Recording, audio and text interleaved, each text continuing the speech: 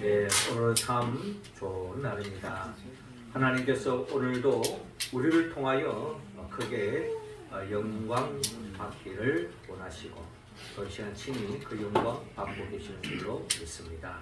하나님께는 영광이요 우리 모두에게는 하나님이 예비하신 그 은혜와 그 은총 우리 각자에게 임하여서 더없이 한 주간도 일상 속에서부터 하나님의 나라를 누리고 또 일생토록 영원토록 하나님의 나라의 복을 충만히 누리며 살아가는 우리 모두가 되기를 주님으로 축원합니다.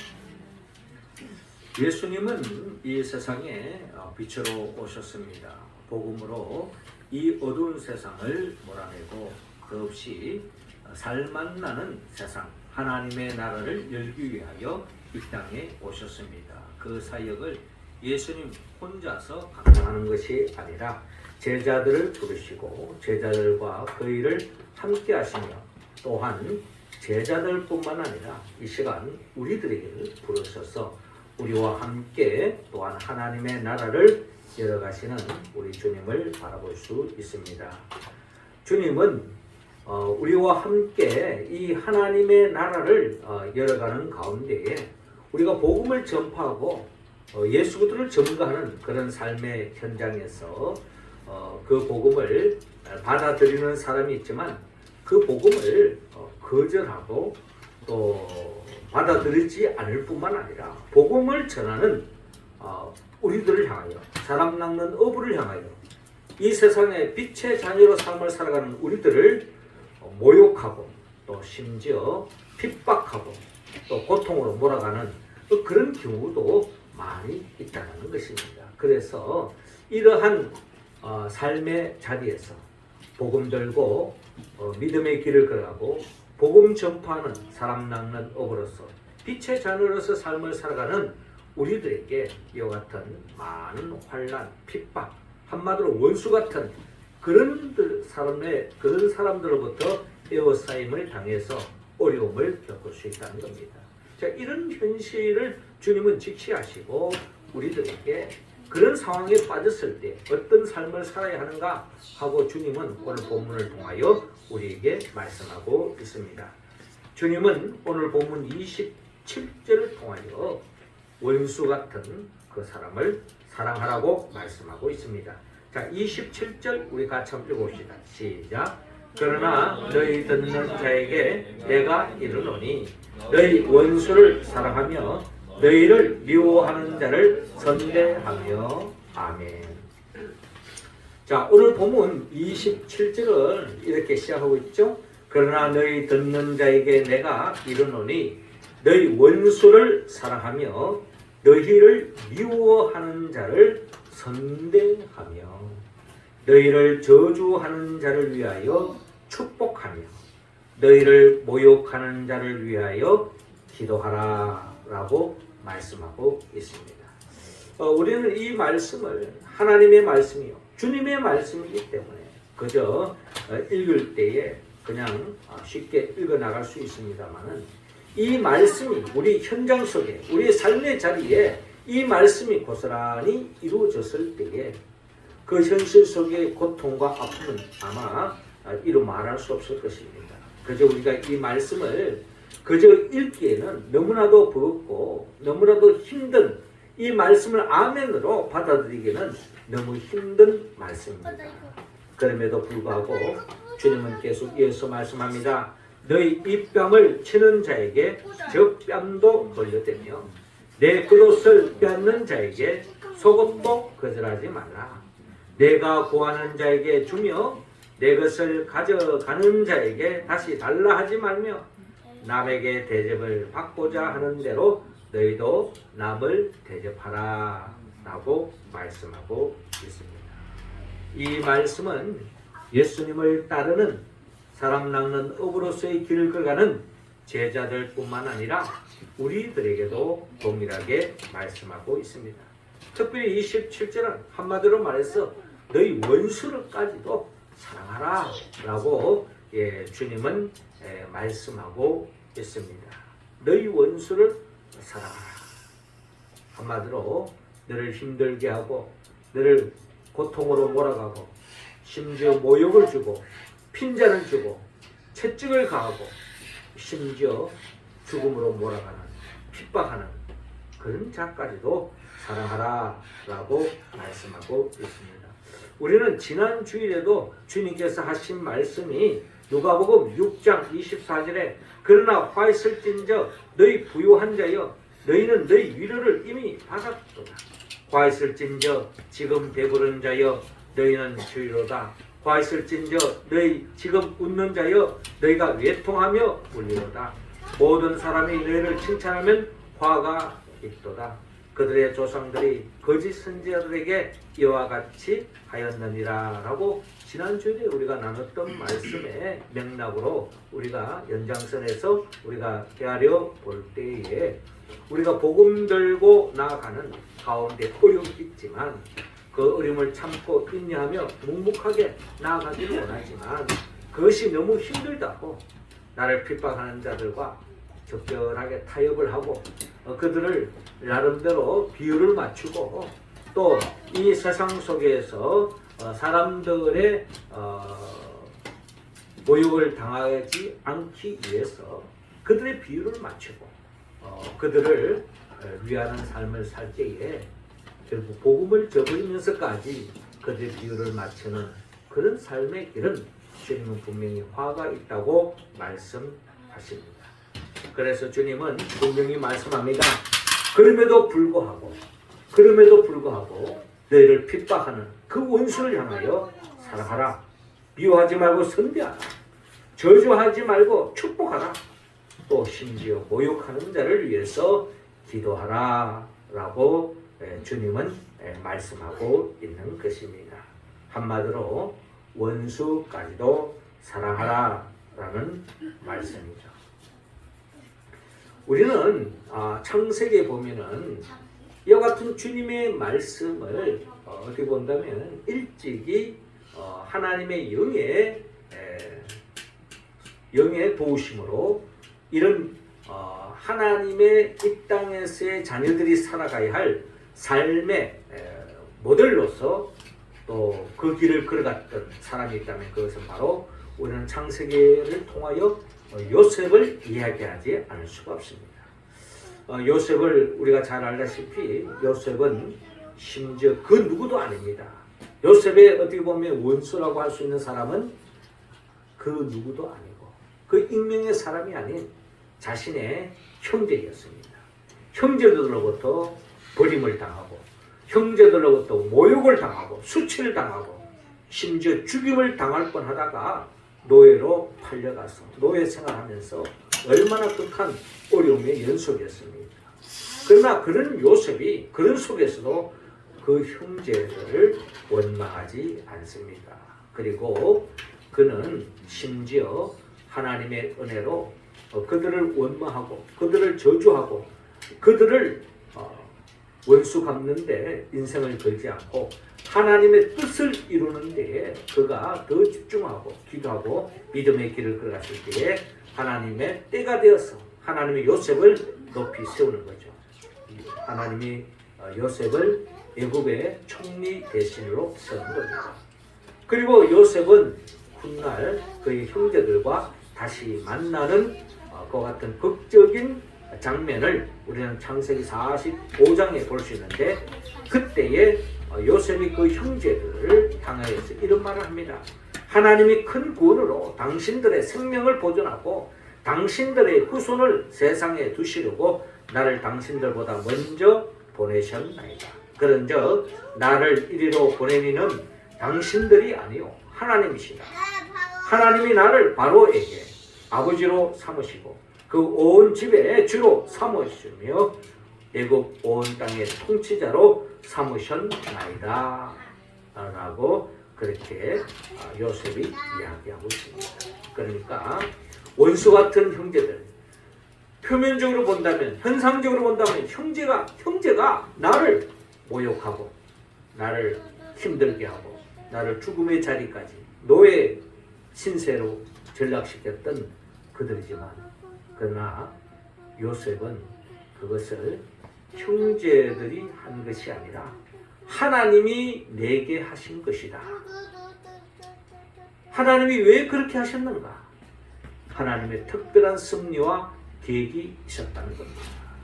한마디로 우리 가정과 또 우리 후손들을 영원한 하나님의 나라로 인도하기 위한 하나님의 특별한 섭리와 계획과 뜻이 있었다는 겁니다. 자, 이런 맥락에서 볼 때에 오늘 우리가 이 땅을 살아가면서 복음 들고 복음의 믿음의 길을 걸어가는 가운데에서 여러분들이 겪고 있는 그 누군가로부터 어려움을 겪고 있다면 그것이 그 사람이 내게 어려움을 주는 것이 아니라 하나님의 특별한 섭리와 계획 속에 우리를 힘들게 하고 어렵게 하는 수도 있다는 것입니다.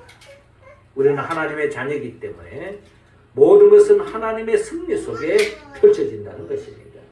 그렇기 때문에 심지어 그 누군가가 나를 힘들게 하고 내 마음을 아프게 하고 나를 더없이 모욕감을 주는 그런 존재를 할지라도 그 사람을 원수 갚는 데에 힘쓰지 말고 도리어 그를 선대하고 축복하는 그런 삶의 길로 나아가서 마치 요셉이 그러했듯이 그런 요셉에게 하나님의 한없는 복을 내려주었던 것처럼 우리 또한 요셉이 걸어갔던 또 오늘 주신 주님의 말씀대로 우리가 살아갈 때에 하나님이 우리에게 우리가 정말 헤아릴 수 없는 하나님의 축복이 기다리고 있다는 것을 믿고 우리 모두가 원수까지도 사랑하는 우리 모두가 되기를 주의 이름으로 축원합니다. 베드로전서 3장 9절에 악을 악으로 욕을 욕으로 갚지 말고 도리어 복을 빌라. 이를 위하여 너희가 부르심을 받았다.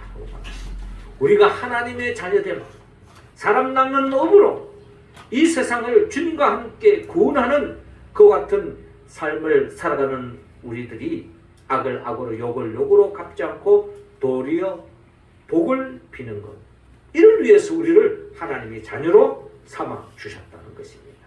이렇게 하신 이유가 뭘까요? 하늘의 복을 우리에게 주고자 하는 하나님의 섭리와 계획을 믿으시고 이 믿음의 길을 묵묵히 걸어가는 우리 모두가 되기를 주의 이름으로 축원합니다. 이어 두 번째로 원수를 선대하라고 말합니다. 33절 우리 같이 한번 봅시다. 시작. 너희가 만일 선대하는 자만을 선대하면 칭찬받을 것이 무엇이냐? 죄인들도 이렇게 하느니라. 아멘. 자, 이어지는 말씀 계속 주님의 말씀은 너희가 만일 너희를 사랑하는 자만을 사랑하면 칭찬받을 것이 무엇이냐? 죄인들도 사랑하는 자는 사랑하느니라 라고 말씀합니다. 그렇죠. 우리가 이 세상을 살아가며 있어서 그 누군가가 내게 잘 대해주면 그 사람은 이뻐 보입니다. 그 사람은 멋있게 보입니다. 그 사람이 사랑스럽게 보이는 것이 현실입니다. 우리는 생리적으로 결국 나에게 잘해주는 사람을 우리가 잘 대하는 것이 당연한 거죠. 그런데 문제는 그 사람 나를 좋게 대하지 않았을 때에 그런 사람에 대해서 좋은 감정을 갖는다? 쉽지 않은 이야기입니다. 그러나 주님은 너희를 사랑하는 자만을 사랑하면 칭찬받을 것이 무엇이냐? 죄인들도 사랑하는 자는 사랑하느니라.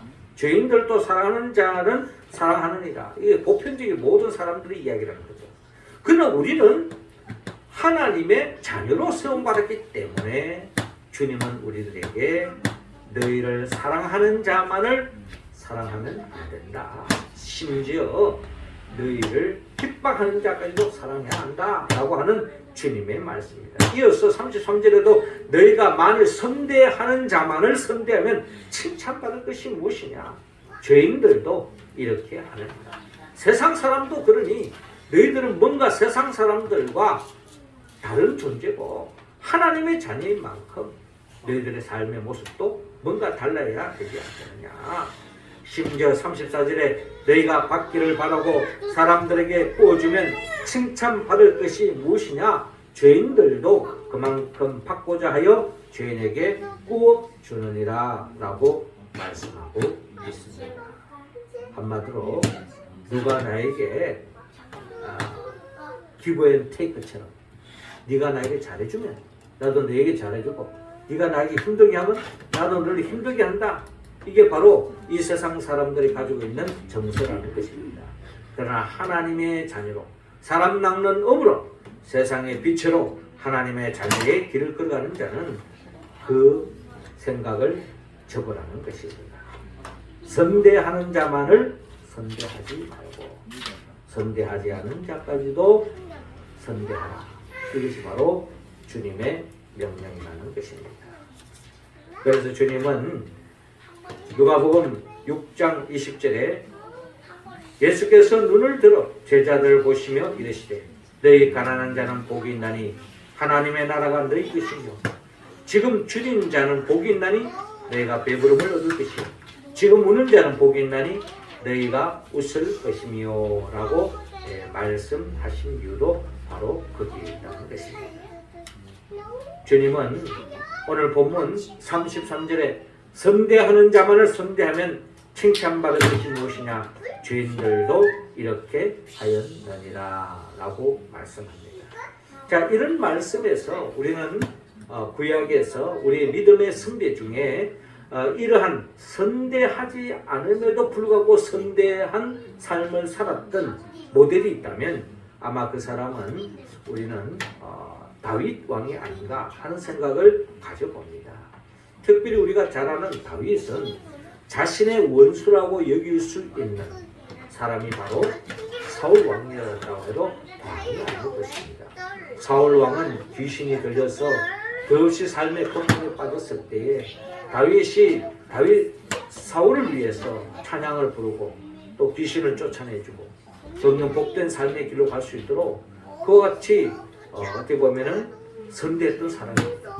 심지어 이 사울 왕의 위기에 처했던 그와 같은 역사적인 사건이 있었다면 블레셋 장수 골리앗이 이 이스라엘에 쳐들어왔을 때에 그 나라를 통치하던 사울의 입장에서는 더 없는 위기였을 것입니다. 그 당시에 이스라엘의 최고 군대 장관을 다 동원해도 골리앗 앞에서는 결국 흔들릴 수밖에 없는 위기에 처했을 때 어떻게 보면 어린 손이었던 이 다윗이 물맷돌을 가지고 그 골리앗과의 대적을 해서 결국 위기로부터 나라를 건졌고 어떻게 보면 사울 왕이 왕권을 계속 유지할 수 있는 그런 나름대로의 길이 열렸던 것입니다. 어떻게 보면은 다윗은 사울에게 있어서 생명의 은인이라고 해도 과언이 아닐 것입니다. 자, 그럼에도 불구하고 사울은 다윗을 죽이려고 합니다. 그때 다윗은 사울 왕을 몇 번씩이나 죽일 수 있는 기회가 있었지만 자신을 죽이려 하는 그 사울을 끝까지 선대했던 것 같은 다윗을 볼 수가 있습니다. 결국 하나님은 이 다윗을 축복하시고 이 다윗을 들어서 더없이 이스라엘의 역대 어떻게 보면 가장 존경받는 왕으로 자리매김할 수 있었던 계기가 어떻게 보면 원수 같은 사람들까지 선대하지 않은 사람까지도 선대함으로 인한 하나님의 축복의 결과였던 것을 볼 수가 있습니다. 우리도 마찬가지입니다. 단순히 핍박하는 것 참는 것뿐만 아니라 도리어 복을 빌고 심지어 나를 선대하지 않는다 할지라도 눈에는 눈, 이에는 이가 아니라 그럼에도 불구하고 축복의 삶을 산다면 원수까지도 한마디로 선대한다면 하나님이 예비하신 축복, 다윗에게 내렸던 그 축복, 그 이상의 복을 우리에게도 내려주실 줄로 믿으시기 바랍니다. 마지막 세 번째로 주님은 오늘 본문 37절을 통하여 원수 같은 그 사람을 용서하라고 말씀합니다. 37절 우리 다 같이 읽습니다. 시작. 비판하지 말라. 그리하면 너희가 비판을 받지 않을 것이요. 정죄하지 말라. 그리하면 너희가 정죄를 받지 않을 것이요. 용서하라. 그리하면 너희가 용서를 받을 것이요. 아멘. 주님은 오늘 보면 35절을 통하여 오직 너희는 원수를 사랑하고 선대하며 아무것도 바라지 말고 구워주라. 그리하면 너희 상이 클 것이요 또 지극히 높으신 이의 아들이 되리니 그는 은혜를 모르는 자와 악한 자에게도 인자하시니라. 너희 아버지의 자비로우신 같이 너희도 자비로운 자가 되라 라고 말씀하고 있습니다. 이어서 37절에도 비판을 하지 말라. 그리하면 너희가 비판을 받지 않을 것이요 정죄하지 말라. 그리하면 너희가 정죄를 받지 않을 것이요 용서하라. 그리하면 너희가 용서를 받을 것이요 주라. 그리하면 너희에게 줄 것이니 곧 후히 주되 누르고 흔들어 넘치도록 하여 너희에게 안겨주리라. 너희가 헤아리는 그 헤아림으로 너희도 헤아림을 도로 받을 것입니다 라고 말씀하고 있습니다. 용서하라. 그리하면 너희가 용서를 받을 것입니다.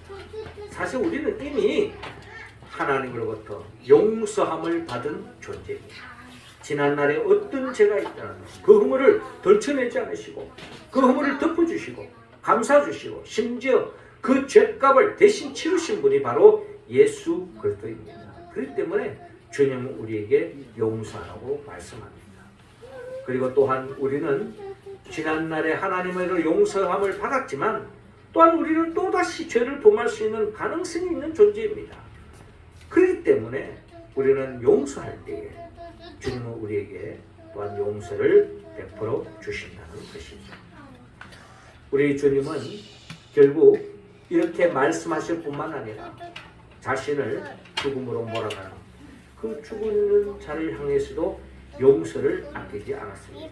예수님의 가상치료 중에 누가복음 23장 34절에 아버지 저들을 사하여 주옵소서 자기들이 하는 것을 알지 못함이니라. 저들이 자기들이 하는 것을 알지 못함이니라. 무지했어. 어떻게 보면 어둠의 영에 사로잡혔어.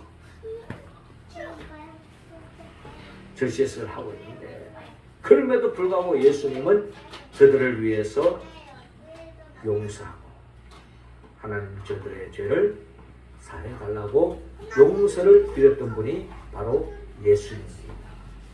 그 길을 걸어갔던 서대반 집사도요. 초대교회 이 서대반 집사도 복음을 전하다가 돌에 맞아 죽어가는 그 상황 속에서도 피를 흘리면서 고통 속에 신음하는 그 속에서도 자신을 향하여 돌을 던지는 그를 향하여 주여 이 죄를 그들에게 돌리지 마옵소서. 서대반 집사의 영적 수준이 이 정도였다면 우리가 예수 믿고 다 잘 되기를 원하고 복 받기를 원하지만 하나님의 특별한 섭리와 계획과 뜻 속에 우리는 원치 않는 고난의 자리에 빠질 수도 있습니다. 그러나 그럴 때에 우리가 끝까지 믿음의 길을 걸어가기를 원합니다. 주님처럼 서대반 집사처럼 주여 이 죄를 그들에게 돌리지 마옵소서. 이런 서대반 집사를 향해서 예수님께서 하나님 보좌에 앉아 계시다가 벌떡 일어나서 그 서대반 집사님을 향하는 그 주님을 바라보고 서대반 집사님은 그 순교의 자리에서도 주님을 바라보면서 그 없는 하늘의 은혜를 맛보는 광경을 우리는 사도행전 7장을 통해서 배울 수가 있는 것입니다.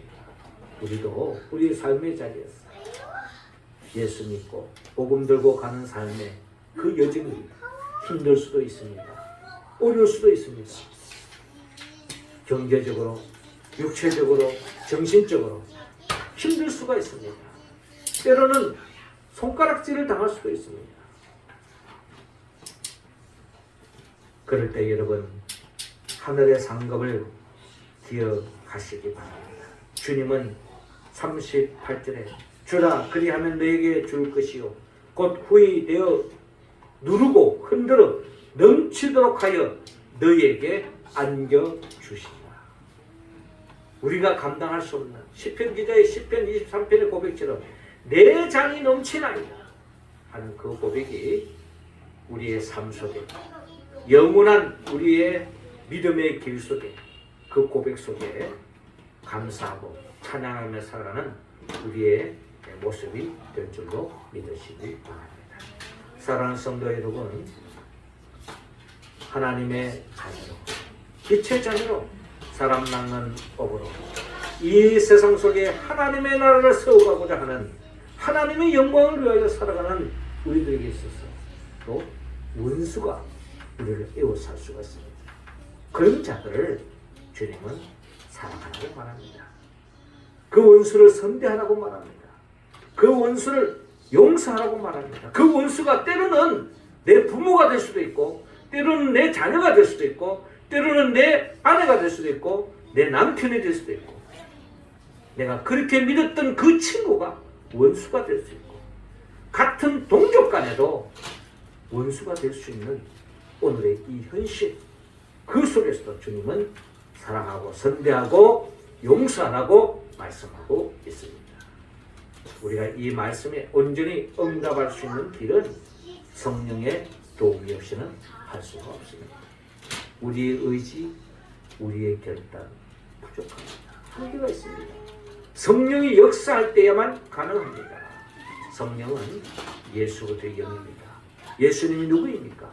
예수님은 우리를 위하여 천지 만물을 창조하신 분이요, 우리를 위하여 친히 인간의 몸으로 오셔서 우리의 죄를 대신 짊어지고 십자가에 못 박혀 죽으시고 죽은 자 가운데 3일 만에 부활하시고 성천하시고 그리고 지금도 하나님 보좌 우편에서 우리에게 성령을 보내주시며 성령의 힘이고 하나님의 자녀로서 담대하게 믿음의 길을 걸어가는 우리들을 영원한 천국으로 인도하기 위하여 장차 재림하여 오실 예수 그리스도, 그분의 영보혜사 성령의 도움을 받았습니다.